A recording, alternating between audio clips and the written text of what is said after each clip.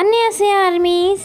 இன்றைக்கி நம்ம ஜிமின் எஃப்எஃபான hot spicy professor loves chubby ஸ்டூடெண்ட்டோட பார்ட் 4 தான் பார்க்க போகிறோம். சரி, லாஸ்ட் பார்ட்டில் எப்படி முடிச்சிருந்தோமோ அதுலேருந்தே கண்டினியூ பண்ணிக்கலாம். அதுக்கு முன்னாடி யாராச்சும் லைக் பண்ணாமல் சப்ஸ்கிரைப் பண்ணாமல் பார்த்துட்டு இருந்தீங்கன்னா மறக்காமல் லைக் பண்ணிட்டு சப்ஸ்கிரைப் பண்ணிட்டு பாருங்கள். ப்ரீவியஸ் பார்ட் பார்க்கலன்னா டிஸ்கிரிப்ஷனில் இருக்கும், அதையும் போய் பார்த்துட்டு வந்துடுங்க. ஓகேவா? சரி வாங்க நம்ம டைரெக்டாக இந்த வீடியோக்குள்ளே போயிடலாம். லாஸ்ட் பார்ட்டில் என்ன பார்த்துருப்போன்னா, ஜிமினை நீங்கள் ஆசையாக கூப்பிட்டு வந்திருப்பீங்க. ஆனால் உங்கள் அப்பா ஒரு மாதிரி திட்டி ஜிமினை வெளியில் துரத்திருப்பார். ஜிமினும் ஒரு மாதிரி அழுதுகிட்டே அங்கே போயிருப்பார். நீங்கள் உங்கள் ரூம்லேருந்து பார்த்துருப்பீங்க. உங்களுக்கு ரொம்ப கஷ்டமாக இருக்குது. உங்கள் அப்பா இப்படி நடந்துக்கிற ஆளே கிடையாது, பட் அவரே இப்படி பண்ணிட்டாரேன்ட்டு உங்களுக்கு செம்ம கஷ்டமாக இருக்குது. அதுக்கப்புறம் இல்லை, இப்படியே விட்டு சரிப்பட்டு வராது, நம்ம அப்பா கிட்டே பேசணும் அப்படின்ட்டு நீங்கள் உங்கள் அப்பாவை தேடி வரீங்க. உங்கள் அப்பா ரூமில் தான் உட்காந்துட்ருக்காரு, செம்ம டென்ஷனில் இருக்கார். நீங்கள் அப்பா அவர் நிமிந்து உங்களை பார்க்குறாரு. ஏன்ப்பா இப்படி பண்ணுறீங்க? நானே ஜிம்மினை இத்தனை நாள் கழித்து பார்த்துருக்கேன், நான் அவ்வளோ ஹாப்பியாக இருக்கேன். ஆனால் நீங்கள் இப்படி துரத்திட்டீங்க. அப்படி என்னப்பா அவங்க பண்ணாங்க? நம்மக்கிட்ட சொல்லாமல் போயிட்டாங்க, அவ்வளோதானே. அதுக்கே நீங்கள் இவ்வளோ கோவப்படுறீங்க. அப்போ உங்கள் அப்பா, இங்கே பாரு வயன், என்ன நடந்துச்சுன்னு உனக்கு ஒன்றும் தெரியாது, நீ சைலண்ட்டாக போயிடு, சொல்கிற பேச்சு மட்டும் கேட்டு நடந்துக்கிட்டால் உனக்கு நல்லது. அப்பா அதுதான் என்னன்னு கேட்குறேன். என்ன தான் அவங்களுக்கும் பிரச்சனை? ஏன் தான் இப்படி நீங்கள் இப்படி பண்ணுறீங்கன்னா புரியல. என்னன்னு சொல்லவும் மாட்டீங்க. ஜிமினை ஏன் இவ்வளோ ஹர்ட் பண்ணுறீங்க? ஏன் இப்படி பண்ணுறீங்க அப்படின்ட்டு நீங்கள் அழுதுட்ருக்கீங்க. உங்கள் அப்பா, வயன் ஒன்று என்ன சொன்னேன், ரூமுக்கு போ, நீ இங்கே வராத, போ ரூமுக்கு போ, ரூமில் தான் இனிமேல் இருக்கணும், நீ வெளியிலேயே வரக்கூடாது அப்படின்றாங்க. நீங்கள் அப்பா என்னப்பா உங்களுக்கு பிரச்சனை, என்னன்னு சொல்ல மாட்டீங்க, நீங்கள் பாட்டில் இப்படி சொல்லிட்டு இருந்தால் என்ன அர்த்தம்? எனக்கு தெரிஞ்ச வரையும் அவங்க மேலே எந்த தப்புமே இருந்திருக்காது, நீங்கள் தான் ஏதாச்சும் மிஸ் அண்டர்ஸ்டாண்டிங் பண்ணிகிட்டு இருந்திருப்பீங்க அப்படின்ட்டு நீங்கள் கொஞ்சம் வாய்ஸை ரைஸ் பண்ணி பேசுகிறீங்க. உங்கள் அப்பா வந்து அவர் அங்கே இருக்க கிளாஸ் போட்டு அப்படியே உடச்சிட்றாரு. நீங்கள் அப்படியே காதை க்ளோஸ் பண்ணிக்கிட்டு இருக்கீங்க. உங்கள் அப்பா, வயன் உன்னை ரூமுக்கு போக சொன்னேன் அப்படின்ட்டு கத்துறாங்க. அப்போ கரெக்டாக அவங்க அம்மா சவுண்ட் கேட்டு வராங்க. என்னங்க பண்ணுறீங்க? அவளை ரூமுக்கு போக சொல்லுடி. வயன் நீ ரூமுக்கு போ, எதாக இருந்தாலும் அப்புறம் பேசிக்கலாம். அம்மா அது போ வையன், நீ ரூமுக்கு போ, எதாக இருந்தாலும் நான் பேசிக்கிறேன். சரின்ட்டு நீங்களும் நடந்து வரீங்க.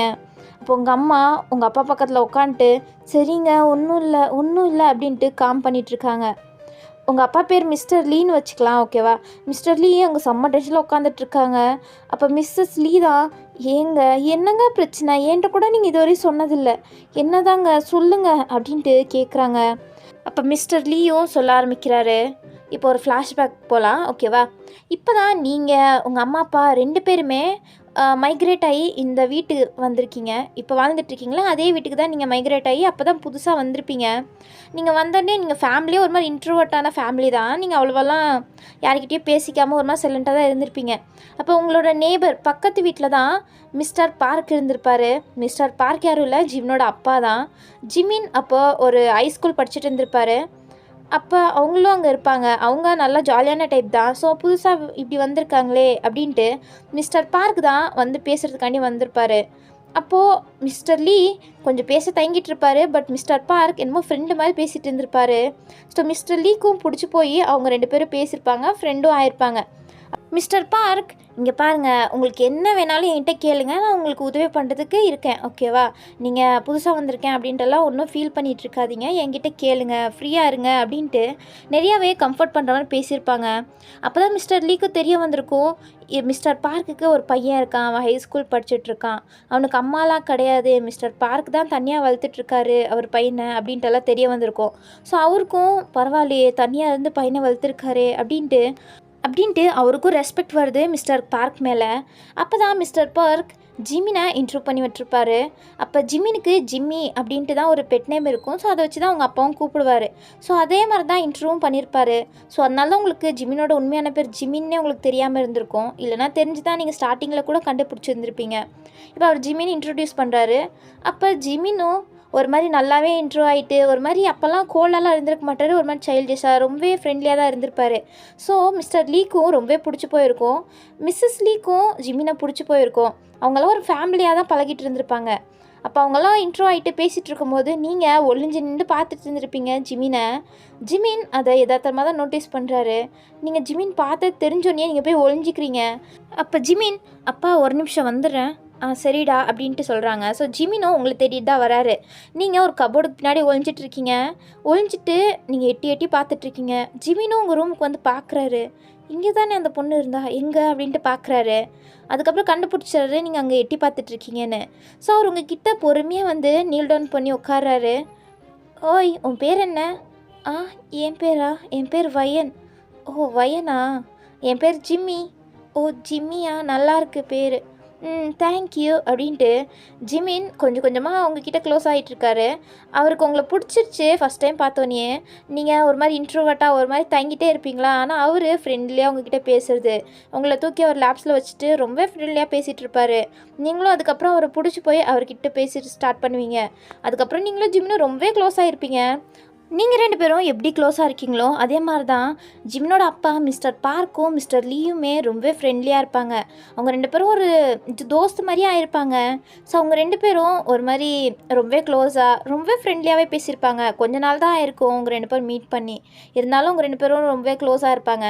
அப்போ மிஸ்டர் லீ, நான் ஒரு பிஸ்னஸ் ஸ்டார்ட் பண்ணிட்டு தான் இருக்கேன் அப்படின்ட்டு ஒரு ஐடியா கேட்குறாரு மிஸ்டர் பார்க் கிட்ட. மிஸ்டர் பார்க், குட் ஐடியா அப்படின்ட்டு அவரும் பாராட்டியிருப்பார். நம்ம பார்ட்னர்ஷிப் வச்சுக்கூடாது அப்படின்ட்டு மிஸ்டர் பார்க் கேட்குறாரு. மிஸ்டர் லீக்கும் செம்ம ஹாப்பி. ஏன்னா அவர் எப்படி ஸ்டார்ட் பண்ணுறதுன்னு புலம்பிட்டு இருந்திருப்பாரு. மிஸ்டர் பார்க் இருக்க தைரியத்தில் ஓகேன்னு இருப்பார். அதுக்கப்புறம் 2 பேருமே ஸ்டார்ட் பண்ணுறாங்க ஒரு பிஸ்னஸை. அது நல்லாவே போயிட்டுருக்கு. 2 பேரும் ஸ்டார்ட் பண்ணனால இது ஒரு பகுதி நீ எடுத்துக்கோன்ற மாதிரி 2 பேரும் பார்ட்டிஷன் பண்ணி அந்த பிஸ்னஸை நல்லாவே க்ரோ ஆகிட்டுருக்கு. 2 பேரும் நல்லாவே முன்னேறிட்டுருக்காங்க. 2 பேருக்குமே ஹாப்பி. இங்கிட்டு ஜிமினும் நீங்களும் ஒன்றா தான் வாழ்ந்துட்டுருக்கீங்க. உங்களுக்கு ஜிமினா ரொம்பவே பிடிச்சிருக்கு. ஜிமினுக்கும் அவ்வளோதான் உங்களை ரொம்பவே பிடிச்சிருக்கு. பட் அவருக்கு ஒரு மாதிரி அதை சொல்ல அவருக்கு தங்கிட்டு இருக்காரு. ஏன்னா உங்களுக்கும் ஜிமினுக்கும் ஆல்மோஸ்ட் 5 to 6 இயர்ஸ் டிஃப்ரெண்ட் இருக்கும்.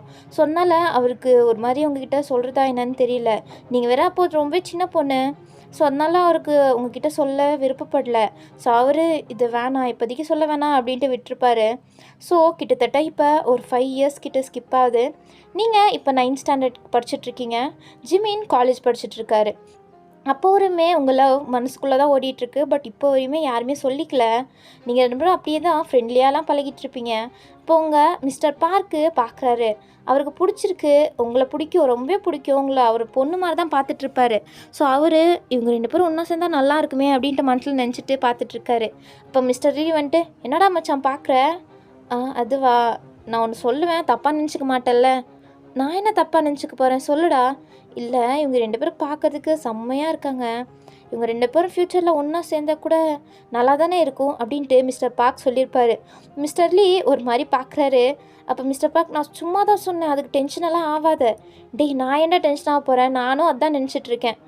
அவங்க 2 பேரும் வளர்ந்த பிறகு அவங்க 2 பேருக்குமே மேரேஜ் பண்ணி வச்சிடலாம் அப்படின்ட்டு மிஸ்டர் லீ சொல்கிறாரு. மிஸ்டர் பார்க்கு செம்ம ஹாப்பி. ஏன்னா ஜிம்மினுக்கு ஒரு நல்ல ஃபேமிலி கிடச்சிருக்காங்களே அப்படின்ட்டு அவர் நல்லாவே ஹாப்பியாக ஃபீல் பண்ணிகிட்ருக்காரு.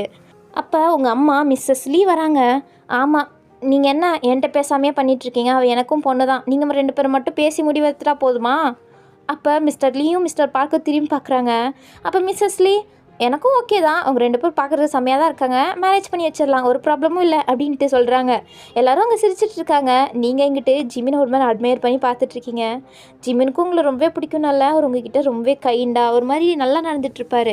அதுக்கப்புறம் ஜிமின், இதுக்கு மேலே விட்டு சொல்லாமல் இருந்தால் கரெக்டாக இருக்காது அப்படின்ட்டு ஒரு லெட்டர் எழுதி வச்சுருப்பாரு உங்ககிட்ட கொடுக்கறதுக்காண்டி. அதுவும் உங்கள் பர்த்டே அன்னைக்கு கொடுக்கலாம் அப்படின்ட்டு வச்சுருப்பாரு. நீங்கள் அதை திருட்டுத்தனமாக பார்த்துடுறீங்க. பட் நீங்கள் சொல்லலை ஜிமின்கிட்ட தெரியுன்ற மாதிரி.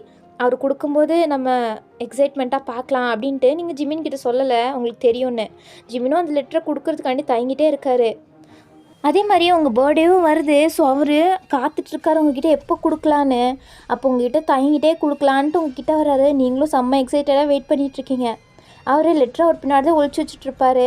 அப்போ அவர் உங்ககிட்ட ஏதோ பேசலான்னு வராரு. நீங்களும் எக்ஸைட்டடாக கேட்டுட்ருக்கீங்க. உங்கள் ஃபேமிலி அங்கே தான் இருக்காங்க. அவங்க பார்க்காத நேரத்தில் தான் ஜிமின் உங்ககிட்ட கொடுக்கலான்னு வந்திருப்பார். அப்போ ஜிமின் சடனாக மயக்க போட்டு கீழே விழுந்துட்டார். அவர் நோஸ்லேருந்து செம்மையாக ப்ளீட் ஆகிட்டுருக்கு. நீங்கள் பதறிட்டீங்க. ஜிம்மி ஜிம்மி அப்படின்ட்டு கத்திட்ருக்கீங்க. அப்போ மிஸ்டர் லீ, மிஸ்டர் பார்க், மிஸ்ஸஸ் லீ அப்படின்ட்டு எல்லாருமே வந்துடுறாங்க. ஜிம்மி ஜிம்மி என்னடா ஆச்சு அப்படின்ட்டு பதறி அடிச்சுட்டு எல்லோரும் ஹாஸ்பிட்டலில் போய் சேர்க்குறாங்க. அப்போ எல்லாருமே அங்கே பதறிட்டு இருக்காங்களா? அப்போ மிஸ்டர் பார்க், நீங்கள் இங்கே என்ன பண்ணுறீங்க? உங்கள் பொண்ணு பர்த்டே இல்லை, அவள் பர்த்டேவை போய் செலிப்ரேட் பண்ணுங்கள், நான் பார்த்துக்கிறேன், அவனுக்கு ஒன்றும் அவ்வளோ பிரச்சனைலாம் இருக்காது. இல்லை மிஸ்டர் பார்க், நாங்களும் இங்கே இருக்கோம். இல்லை சின்ன பொண்ணு அவள் ஹாஸ்பிட்டலில் இருக்கிறது நல்லா இருக்காது, கூப்பிட்டு போங்க அப்படின்ட்டு மிஸ்டர் பார்க் சொல்லியிருப்பார். ஸோ அதனால தான் மிஸ்டர் லீயும் மிஸ்ஸஸ் லீயும் உங்களை கூட்டிகிட்டு வீட்டுக்கு வந்திருப்பாங்க. அதுக்கப்புறம் ஜிமினுக்கு எல்லா செக்கப்பும் முடியுது. அப்போ டாக்டர் கூப்பிட்றாங்க. ஜிமினும் கொஞ்சம் இப்போ தேறிட்டு அவர் வராரு. அப்போ மிஸ்டர் பார்க், டே இங்கே இருடா, டாக்டர் கூப்பிட்றாங்க, என்னென்னு கேட்டு வரேன் அப்படின்ட்டு மிஸ்டர் பார்க் டாக்டர்கிட்ட வராரு. என்ன டாக்டர், ஒன்றும் இல்லைல்ல, அவனுக்கு ஒரு ப்ராப்ளமும் இல்லைல்ல, அவன் நல்லா தானே இருக்கான். அது வந்து அப்படின்ட்டு டாக்டர் தயங்கிட்டு இருக்காரு. மிஸ்டர் பார்க்குக்கு பதறிட்டுருக்கு. என்ன சொல்லுங்கள், எனக்கு ஒரு மாதிரி பயமாக இருக்குது, நீங்கள் ஏன் இப்படி தயங்கிட்டு இருக்கீங்க? அப்போ டாக்டர் சொல்கிறாரு, அது வந்து உங்கள் பையனுக்கு ஒரு கேன்சர் இருக்குது. என்ன கேன்சரா அப்படின்ட்டு, அவருக்கு இதயமே இல்லை, பதறாதீங்க, இது ஒரு ரேரான கேன்சர் தான், இதை குணப்படுத்திடலாம், இதுக்கு ட்ரீட்மெண்ட் எல்லாம் இருக்குது அப்படின்னு சொன்ன பிறகு தான் மிஸ்டர் பார்க்குக்கு உயிரே வருது. சரி, ட்ரீட்மெண்ட் அப்போ இப்பயே ஸ்டார்ட் பண்ணுங்கள். ஸ்டார்ட் பண்ணலாம், பட் அதோட எக்யூப்மெண்ட்ஸு அதுக்கு வசதியெல்லாம் இங்கே கிடையாது, அதெல்லாம் அப்ராடில் தான் இருக்குது. அப்படியா, சரி ஓகே, நான் இன்றைக்கே ஜிமினை கூட்டிகிட்டு கிளம்புறேன் அப்படின்ட்டு மிஸ்டர் பார்க் சொல்கிறாரு. அப்போ டாக்டர், நீங்கள் கிளம்பலாம், பட் அதுக்கு செலவு ரொம்பவே ஆகும், அதுக்கு நிறையா லட்சம் செலவாகும் அப்படின்ட்டு சொல்கிறாரா. அப்போ மிஸ்டர் பார்க்குக்கு ஒன்றும் புரியல, அவ்வளோ காசுக்கு எங்கடா போவோம் அப்படின்ட்டு ஃபீல் பண்ணிகிட்ருக்காரு. பரவாயில்ல, நான் ஏதாச்சும் பண்ணி ஜிம்மினுக்கு நான் ட்ரீட்மெண்ட்டை ஸ்டார்ட் பண்ணுறேன் அப்படின்ட்டு மிஸ்டர் பார்க் ஒரு மாதிரி சோகமாக வராரு. அப்போ ஜிம்மி, என்னாச்சுப்பா என்னாச்சு அப்படின்ட்டு கேட்குறாரா. அப்போ மிஸ்டர் பார்க் எதுவுமே சொல்லலை, ஏன்னா சொன்னால் ரொம்பவே ஃபீல் பண்ணுவார் அப்படின்ட்டு, இல்லைடா ஒன்றும் இல்லை, நீ ரொம்ப ஸ்ட்ரெஸ்ஸில் இருந்தனால தான் அப்படி மயங்கிட்டேன்றாங்க, அவ்வளோதான் அப்படின்ட்டு அவர் மனசுக்குள்ளே அவ்வளோ கஷ்டம் இருந்தோம் ஜிமின்கிட்ட ஒன்றுமே சொல்லலை. அவரை வீட்டுக்கு கூப்பிட்டு வராரு. வீட்டுக்கு கூப்பிட்டு வந்தால் முன்னாடியே நின்றுட்டுருக்காங்க மிஸ்டர் லீ, நீங்கள் உங்கள் அம்மா அப்படின்ட்டு. அப்போ மிஸ்டர் பார்க் அவங்களை கூப்பிட்டு வராரா. என்னாச்சு என்னாச்சு, டே எப்படா இருக்க, உனக்கு ஓகேவா அப்படின்ட்டு எல்லோரும் பதறிட்டுருக்காங்க. மிஸ்டர் பார்க் அவங்கக்கிட்டேயும் சொல்ல முடியாமல் தவிச்சிட்ருக்காரு. அவர் ஒன்றும் இல்லை, அது ஒன்றும் இல்லை, ஸ்ட்ரெஸ்ஸில் தான்.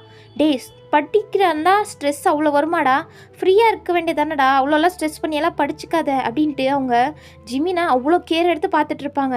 நீங்கள் ஜிமின் என்னாச்சு ஜிமின் அப்படின்ட்டு நீங்களும் ஒரு கையை பிடிச்சி அழுதுட்ருக்கீங்க. ஜிமின் உங்கள் கண்ணை தொடச்சி விட்டு, ஒன்றும் இல்லை சரியாக போயிடும் விடுடி அப்படின்றாரு. நீங்கள் சரின்ட்டு ஜிமின் கையை பிடிச்சிட்டே இருப்பீங்க. அதுக்கப்புறம் ஜிமின் அங்கே உட்காந்துட்ருக்காரு. நீங்கள் ஜிமின் ஏன் ஜிமின் இப்படி பண்ணுற, அது வயன், அது உங்ககிட்ட நான் ஒன்று கொடுக்கணும். என்ன என்ன கொடுக்கணும் அப்படின்ட்டு நீங்கள் கேட்குறீங்க அழுதுகிட்டே. அது அது வந்து அப்படின்ட்டு அவர் அந்த லெட்டரை எடுத்து உங்ககிட்ட கொடுக்குறாரு. உங்களுக்கு தான் அதில் என்ன இருக்குதுன்னு தெரியுமே, நீங்கள் அந்த லெட்டரை வாங்கிட்டே சிரிக்கிறீங்க. என்னடி சிரிக்கிற, ஓப்பன் பண்ணி கூட பார்க்கல, எனக்கு தெரியும் இதில் என்ன இருக்குன்னு. தெரியுமா, எப்படி தெரியும், நான் அதை இதை பார்த்துட்டேனே. திருடி பார்த்துட்டியாடி நீ அப்படின்ட்டு ஜிமின் துரத்திட்டு வராரு. நீங்கள் ஓடிட்டுருக்கீங்க, நீங்கள் 2 பேரும் இப்படி ஜாலியாக விளாண்டுட்ருக்கீங்க. இதை பார்த்து மிஸ்டர் லீ மிஸ்ஸஸ் லீ சிரிச்சிட்ருக்காங்க. பட் மிஸ்டர் பார்க்குக்கு தான் மனசெல்லாம் ஒரு மாதிரி கஷ்டமாக இருக்குது. அவருக்கு என்ன பண்ணுறதுனே சுத்தமாக இப்போ தெரியல, அந்த காசை எப்படி ரெடி பண்ணுறதுன்னு சுத்தமாக தெரியல. ஸோ அப்படியே டைம் ஸ்கிப் ஆகுது. இப்போ மிஸ்டர் பார்க் தான் செம்மையாக யோசிச்சுட்ருக்காரு. அவர் மண்டையில் ஒன்றும் ஏற மாட்டேங்குது, எப்படி செலவு பண்ணுறது, எப்படி இந்த காசை ரெடி பண்ணுறது அப்படின்ட்டு அவர் புரியாமல் யோசிச்சுட்ருக்காரு. அப்போ அவருக்கு ஒரு ஐடியா வருது, இதை விட்டால் வேறு வழி இல்லை அப்படின்ட்டு. அவர் மிஸ்டர் பார்க்கும் மிஸ்டர் லீயும் தானே ஒரு பிஸ்னஸ் ஸ்டார்ட் பண்ணியிருப்பாங்க, அதுவும் நல்லா போயிட்டுருக்கோம்ல. ஸோ பிஸ்னஸ்லேருந்து அந்த காசை திருடிடலாம் அப்படின்ட்டு தான் அவருக்கு மைண்டில் வருது. ஆனால் இது தப்பு, இப்படி பண்ணக்கூடாது அப்படின்ட்டு அவர் யோசிக்கிறாரு.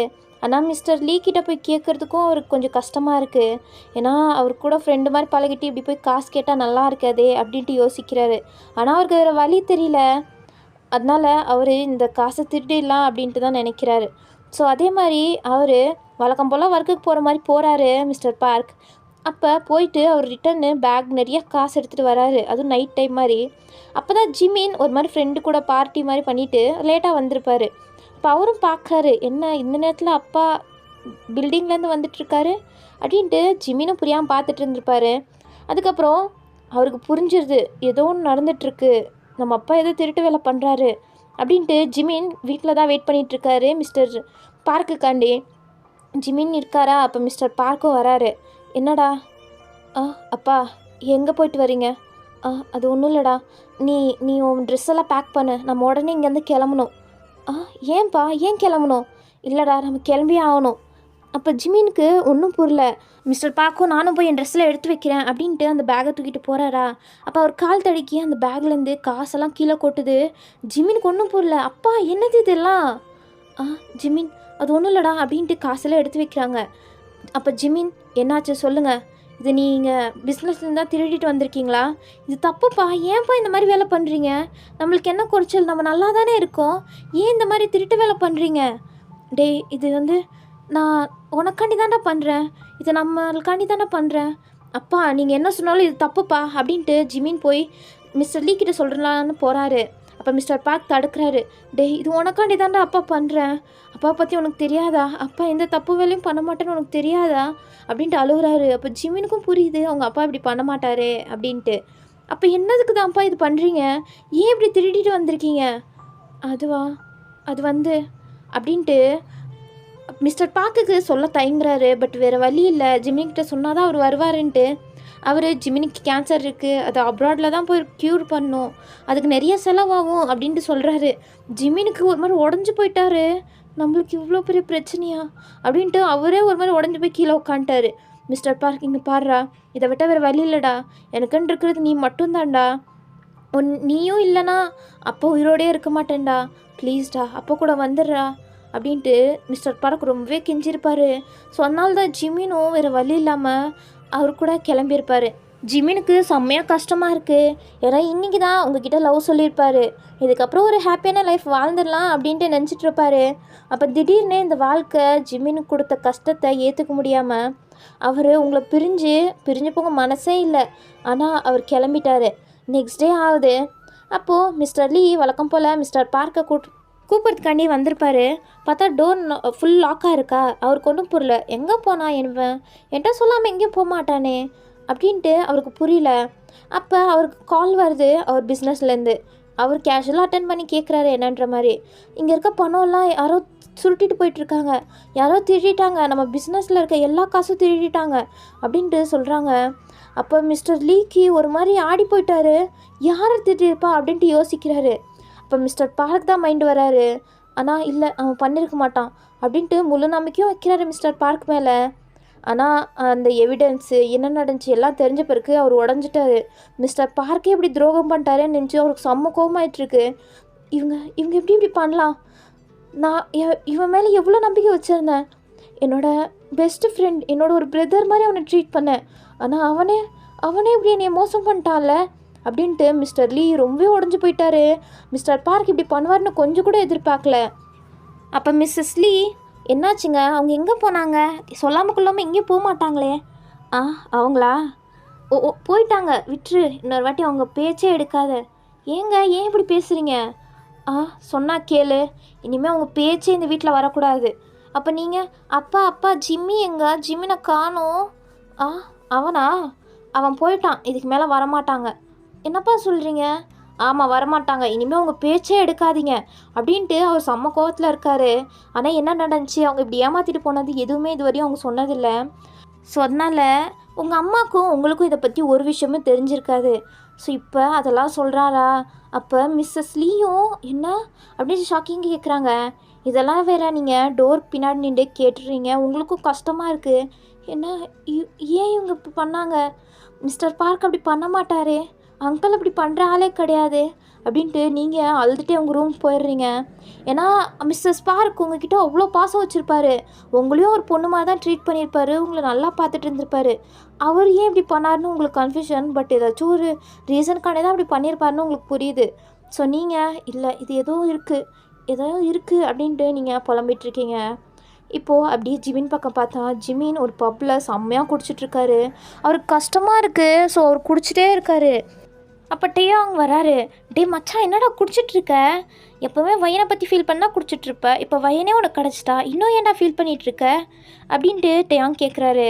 அப்போ ஜிமின் இப்பயும் அவளுக்காண்டி தான் ஃபீல் பண்ணிகிட்ருக்கேன், என்னை நினச்சி நானே வெக்கப்படுறேன், நான் இப்படி மோசம் பண்ணிட்டு என் அப்பா கூட போயிருந்துருக்கக்கூடாது, அதனால தான் அங்கிள் என் மேலே அவ்வளோ கோவமாக இருக்காரு அப்படின்ட்டு ஜிமின் செம்மையாக அழுதுட்ருக்காரு. டேயாங்க்கு ஒன்றும் புரியல என்ன பேசிகிட்ருக்கானே.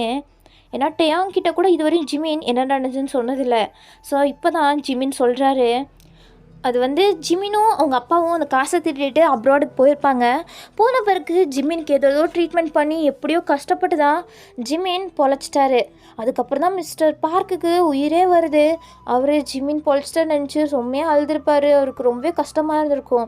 இதில் வேற அவருக்கு கில்ட்டியாக இருக்குது. மிஸ்டர் லீயே ஏமாற்றிட்டு வந்துட்டோம், அவன் நம்ம மேலே அவ்வளோ நம்பிக்கை வச்சுருந்தான், அவனை இப்படி ஏமாற்றிட்டு வந்துட்டோமேனு அவருக்கு செம்ம கில்ட்டியில் இருந்திருப்பார். அப்படியே கொஞ்சம் வருஷம்லாம் ஸ்கிப் ஆகும்.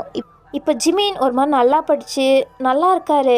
ஸோ அவர் ஒர்க் பார்த்துட்ருக்காரு. அவர் கடன் பட்டிருக்க எல்லா காசுமே சேர்த்து வைக்கிறதுக்காண்டி தான் கஷ்டப்பட்டு டே அண்ட் நைட் உழைச்சிருப்பார். அவர் உடம்பும் சரியாயிட்ருக்கும். ஸோ அப்போ அவர் அப்பா கிட்டே வராரு, மிஸ்டர் பார்க் கிட்ட. அப்பா, நான் அவங்களுக்கு கொடுக்க வேண்டிய எல்லா காசும் சேர்த்து வச்சுட்டேன், நம்ம வாங்க இந்தியாவுக்கு போய் அவங்க காசை கொடுத்து அவங்கக்கிட்ட மன்னிப்பு கேட்கலாம் அப்படின்ட்டு ஜிமின் சொல்லியிருப்பார். ஆனால் மிஸ்டர் பார்க் அதுக்கு ஒத்துக்கலை. இல்லைடா வேணாம், அவன் மூஞ்சில் எப்படி முழிக்கிறதுன்னு கூட எனக்கு தெரியல, அவனை துரோகம் பண்ணிட்டு அவன் முன்னாடி நான் எப்படி போய் நிற்க முடியும், இல்லைடா நம்ம போக வேணாம், நம்ம இங்கேயே இருந்துடலாம் அப்படின்ட்டு அவர் கேட்டிருப்பாரு. நான் ஜிமின் எவ்வளோதான் கன்வின்ஸ் பண்ணணும்னு நினச்சா கூட மிஸ்டர் பார்க் கன்வின்ஸே ஆகலை. அதே நேரத்தில் மிஸ்டர் பார்க்குக்கு ஒரு மாதிரி கஷ்டமாக இருக்குது, கில்ட்டியாக இருக்கனால அவருக்கு வேறு உடம்பு சரியாமல் போயிட்டே இருக்குது. இப்போது அவர் லாஸ்ட் ஸ்டேஜில் இருக்கார்.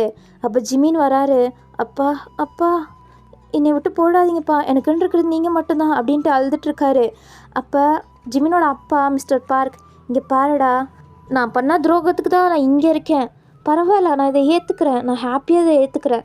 மிஸ்டர் லீக்கு பண்ண துரோகத்துக்கு எனக்கு இது வேணும்னா, ஆனால் நீ ஏன்டா இது கஷ்டப்பட்டுட்ருக்க, நீ இந்தியாவுக்கு போ, மிஸ்டர் லீக்கிட்ட சொல்லு, அவன் புரிஞ்சுப்பான், அவன் நீ ஏற்றுப்பான், நீ அவங்க கூடயே இதுக்கப்புறம் இருடா, நீ ஹாப்பியாக இருடா அப்படின்ட்டு அவர் அப்படியே இறந்துடுறாரு. ஜிமின் கதறி கதறி அழுதுருப்பார். அவங்க அப்பாவை இப்படி பார்க்க அவருக்கு கொஞ்சம் கூட முடியல, செம்மையாக அழுதுட்ருக்காரு. அதுக்கப்புறம் தான் அவர் இந்தியா கிளம்பி வந்திருப்பார். இந்தியா கிளம்பி வந்தோடனே ஃபஸ்ட்டு மிஸ்டர் லீயோட வீட்டுக்கு தான் வராரு. வந்துட்டு டோர் நாக் பண்ணலான்னு போகிறாரு. அப்போ உள்ள சத்தம் கேட்டுட்ருக்கு. என்னன்ட்டு ஜிமின் கேட்டுட்ருக்காரு. அப்போ உள்ள சண்டை நடந்துகிட்ருக்கு. என்னன்னா மிஸ்ஸஸ் லீ தான். என்னங்க, அவங்க போய் ரொம்ப வருஷம் ஆச்சு, இன்னும் அவங்கள பற்றி நீங்கள் கண்டுபிடிச்ச மாதிரியே தெரியலையே, ஜிமின் எப்படி இருக்கான்னு தெரில, அவங்க அப்பா மிஸ்டர் பார்க் எங்கே இருக்காருன்னு தெரில, அண்ணாவும் பார்த்து ரொம்ப நாள் ஆச்சு, இவங்க எங்கன்னு கண்டுபிடிக்கவே இல்லையேங்க அப்படின்ட்டு கேட்குறாங்க. அப்போ மிஸ்டர் லீ, இங்கே பாரு, உன்ட்ட என்ன சொன்னேன், அவங்கள பற்றி பேச்சே எடுக்காதன்னு சொன்னல, அவங்க போனவங்களே இருந்துட்டு போட்டோம், இதுக்கு மேலே அவங்க பேச்சு எடுத்தேன்னு வச்சுக்கோ, அவ்வளோதான் நீ அப்படின்ட்டு சொல்லிட்டு போயிருப்பார். ஜிமின் இதை கேட்டுட்டு அவர் ரொம்ப ஃபீல் பண்ணுறாரு. இப்போ போகிறதும் கரெக்டாக இருக்காது அப்படின்ட்டு அவர் அப்படியே ரிட்டர்ன் போவார்.